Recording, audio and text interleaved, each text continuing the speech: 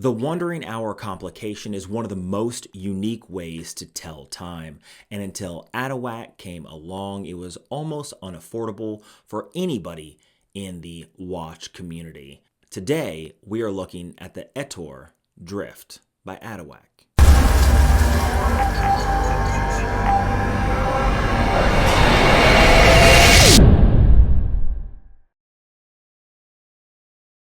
Now, if you want to know exactly what a wandering hour complication is, the easiest definition is on Google, and they describe it as a type of horological complication that display the hours using a system of satellites that gravitate along a minute scale arranged in the form of an arc. And if you look at watches from affordable to extreme luxury, they all share the exact same similarities.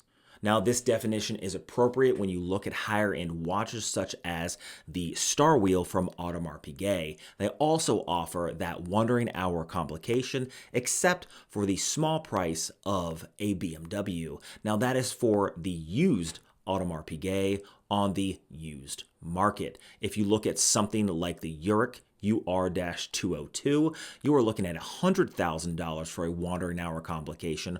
Also, in the used market, if you add about $50,000 more to that, maybe you can pick up a new version of it. Now, today we're looking at the Atowak, which comes in at less than 1% of that Urich and still offers a wandering hour complication. The Atowak Ettore Drift is a racing-inspired watch that offers this wandering hour complication.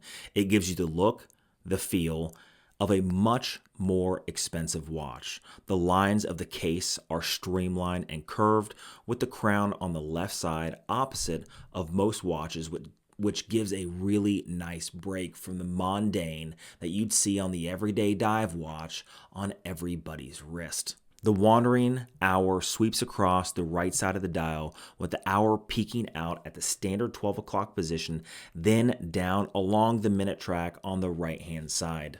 The dial on this watch specifically is green, which attracts those wandering eyes of most in the area. Now, this causes a subtle glance at your wrist, which opens a conversation for a lot of people. I've never had more people ask me about the watch on my wrist with this drift than any watch I've ever owned. The only thing that has ever come close has been my Aventi Producer Michael Pure Sapphire with the black DLC dial. That's the only other watch that's even come close. This watch is indeed an eye-catching conversation starter. Whereas a much more expensive watch, something like this, my Rolex Kermit, nobody's even going to notice on my wrist, and this costs far, far more. The case is solid 316L stainless steel with a gunmetal brushed finish. The diameter of this watch is 46.5 millimeters by 40.5 millimeters, but don't let those measurements deceive you. The watch actually wears like a much smaller watch. The bulk of the watch itself is actually horizontal across your wrist instead of vertical, which means the lug to lug is far, far smaller and wears like a smaller watch. The weight of this watch is 92 grams, so it's not overly heavy, but it's not overly light, and you can tell that the materials used on this watch are high quality, and the construction is extremely solid. The thickness of this watch is 13 millimeters, which is actually quite thin for something like this complication. The lugs are 24 millimeters with a vintage leather strap that tapers from 24 millimeters down to 20 millimeters at the buckle.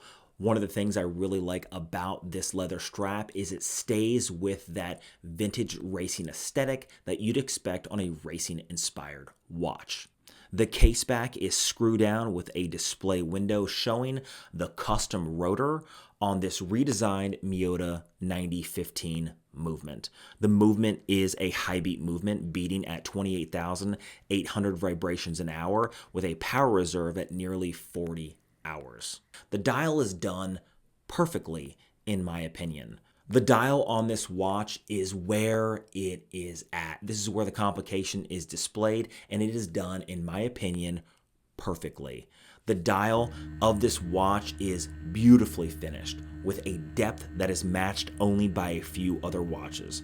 The textured finish of the dial creates a shimmer in the light as it moves on your wrist in the sunlight or any other light of the night. The lume on this watch is Swiss Luminova and is printed perfectly on the dial, and this is where they've created even more of a unique look with the lume that is also lined on the dial, and it glows brilliantly in the darkness. The dial is covered with a sapphire crystal with a water resistance of 30 meters. This one specifically is the dark green, and you can see it on the dial, but it's also offered in many different variants. So whatever your heart desires, whether it be very flashy or more subtle, they have whatever you'd like in their stock of catalogs. Now, outside of the drift, they also offer another wandering hour complication called the Cobra if you want something even more unique. When looking at the dial under macro photography, everything is done perfectly. The printing is done perfectly. The lume is done perfectly. In fact, one of the things that I always look for when I shoot these reviews was something missing when they went through their quality control. I have found dust in Rolex, I have found small hairs in $1,000 watches, and when I zoomed in on this dial, I found no imperfections at all, which means their quality control is top notch. The wandering hour complication to me is one of those things that is just, it's very unique and it's wonderful to look at. A lot of people, unless they know exactly how to read it first, don't understand what they're looking at until it finally clicks in their brain, and then it's one of the easiest watches to read. When you look at the satellite on this watch, the hour does peak out, like I said, at the 12 o'clock position, and then rotates slowly along that arc down along that right side. It does have a minute track that's displayed below the indices that lines up perfectly with that arrow on the hour hand. Ettore is printed at the top of the dial, and automatic is printed towards the bottom. We would call this on any other watch the 12 o'clock position and the 6 o'clock position. However, this is not any other type of watch. On the wrist, the watch is extremely comfortable, and the leather vintage strap fits great. I'm only sad that it uses a 24mm watch strap because I can't use one of my own chase straps on it, which only come in right now at 20mm. Atowak themselves, I would say, punch about 10 times higher than the watches they're actually offering.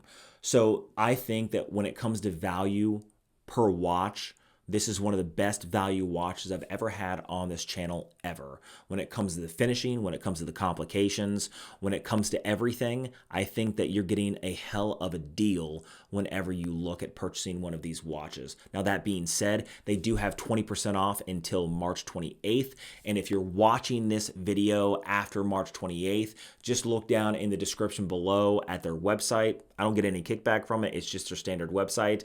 And look to see if they have any sales going on. Sometimes micro brand watch companies will offer a 10% or 20% discount if you sign up for their newsletter. And I'm telling you that if you get one of their watches, either the Drift or something like their Cobra, which is also a wandering hour watch, you would not be disappointed.